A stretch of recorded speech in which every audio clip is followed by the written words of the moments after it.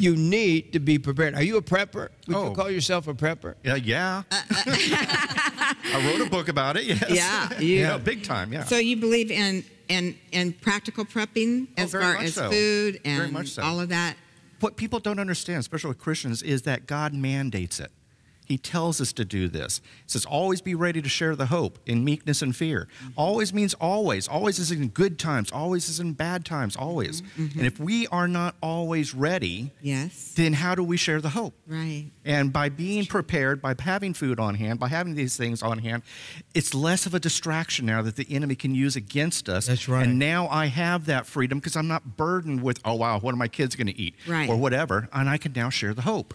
Exactly. And people will listen about Jesus. We've said it a million times on this broadcast, but I know for a decade I worked in the inner city, went down, and that's how I ended up adopting our kids and all of that, by meeting them in the inner city. But you know what?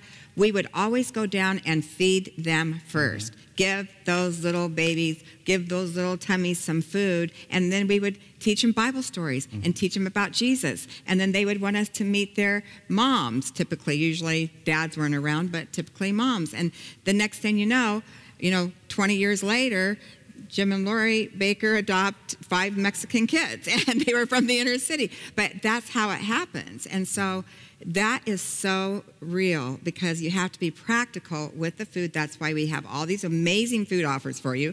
I know, Jim, you were going to go to one earlier, but we have these individual buckets now that we have available, like the Fiesta bucket, probably Mondo's favorite. I keep hearing about the people who never started. Me too. Get ready. Me too. Just do something. Just do something to get started. I know, Ray, was your family preppers? How did my you mother, go by it naturally? my mother is a Depression-era child. And because of that, I learned a lot of that. And then I was in the military. I was in special operations and learned a lot of stuff there. Yeah. And then the Loma Prieta earthquake also had a lot of effect on me. Other events like Rita and Katrina had effects on me. So it's all these things combined has created this preparedness mindset, and I live it. I live a preparedness mindset.